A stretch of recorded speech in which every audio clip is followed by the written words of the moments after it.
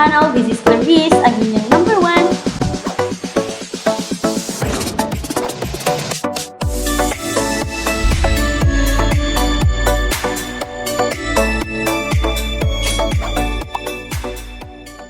For today's video ay pag-uusapan natin itong loan application na nag-o-offer ng 4,000 agad sa unang hiram sa akin. At hindi lang yan mga kautang, tinawagan ako mismo ng agent ng loan application na to at nagtitext sila na pwede na raw akong ulit mag-apply dito. Kaya naman sinubukan ko.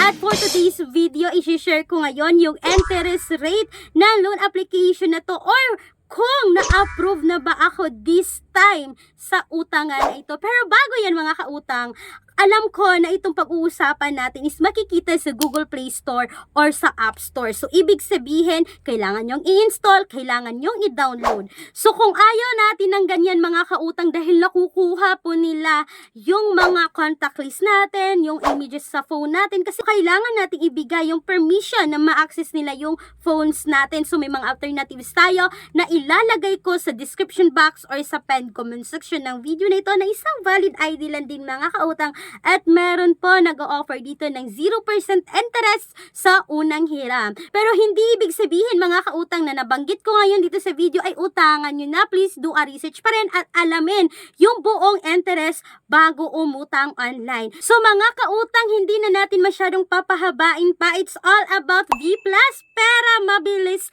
Loan App na under po ng Philippine Butnis Lending Corporation. Yes mga kautang, ito ay nakasec registered at hindi submitting entities at hindi rin po accessing entities sa CIC. At tandaang mabuti mga kautang nun na huwag magpapaniwala agad sa mga loan application na kahit nakasec registered ay okay ng utangan or maaasahan na natin dahil ngayon ang dami nang nagsilabasa ng mga balita na ang daming mga loan application or mga online utangan na na-read mga kautang no or nasira dahil po sa sobrang taas ng interest rate at sa mga panghaharas at mga pananakot nila. So, eto na nga, 4,000 yung offer ng V Plus sa akin ngayon. So, mga kautang, sinubukan ko at nakita ko talaga dito na wala namang pinagbago. 14 days pa rin ang loan application na to mga kautang. And please take note mga kautang na dito sa V Plus is hindi mo rin makikita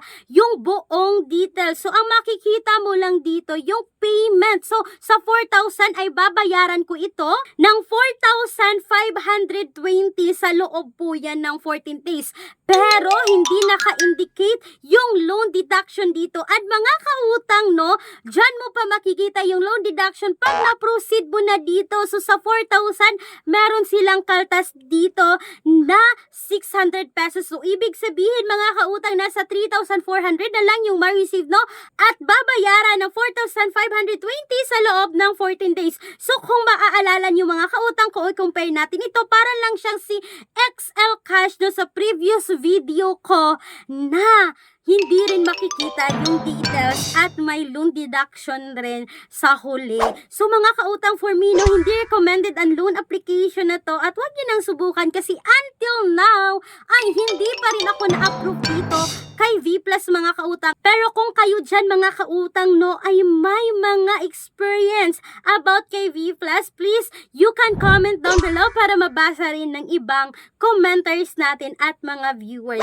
So mga kautang, bago ko makalimutan, kung kayo ay employed or self-employed at gusto nyong umutang dito sa bank personal loan na to na palagi kong binabanggit dito sa video na to, make sure mga kautang meron kayo lahat ng mga requirements na kakailanganin para makapag-apply dito. And please take note that all applications submitted is subject for bank approval. For more details, you can email me right away, clariza@gmail.com. So mga kautang, once again, sana po ay nakatulong itong quick review about kay V Plus. Until now, hindi ako na-approve dito at hindi po maaasahan ang loan application na to para sa akin.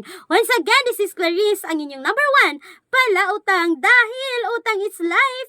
Bye bye bye mga kautang!